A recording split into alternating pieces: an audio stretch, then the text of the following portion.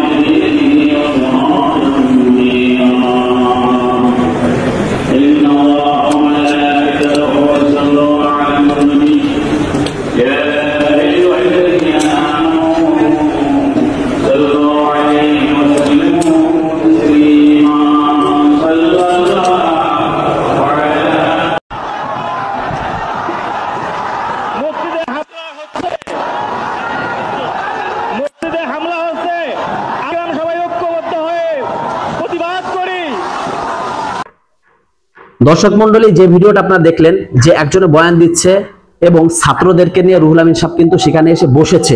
তারপরে কিভাবে মারামারিটা লাগলো, এটার কারণ হচ্ছে রুহুল আমিন সাহেব সেখানে খতিব থাকা অবস্থায় আরেকজনকে এনে জোর খাটিয়ে সেখানে খতিবগিরি করানো হচ্ছে। তারপরে তাকে নামতে বলা হওয়ার কারণে এই মারামারিটা সৃষ্টি হয়েছে। যাই হোক, সর্বোপরি আমি বলবো যে এইটার মূল উদ্দেশ্য কি এবং মূল মাকসাদ কি মারামারি করার, এটা তদন্ত করে বের করে যে দোষী তাকে আইনের আওতায় নেওয়া হোক এবং এর একটা সুস্থ বিচার হোক। এবং বাংলাদেশের ভিতরে বিজ্ঞ যারা ভালো বিজ্ঞ যারা আলেম আছে তাদের একজনকে, সহি আকীদার একজনকে, আহলে সুন্নাত ওয়াল জামায়াতের একজনকে, সহি আকীদার একজনকে ওখানে খতিব হিসেবে নিযুক্ত করা হোক, এটা সরকারের কাছে আবেদন। যাই হোক দর্শক, আজকের ভিডিওটি নিয়ে আপনার মূল মন্তব্য কি কমেন্ট বক্সে কমেন্ট করে জানাবেন। ভিডিওটি ভালো লাগলে লাইক এবং শেয়ার করার অনুরোধ করছি। তো সবাই ভালো থাকবেন, সুস্থ থাকবেন। আসসালামু আলাইকুম ওয়া রাহমাতুল্লাহি ওয়া বারাকাতুহু।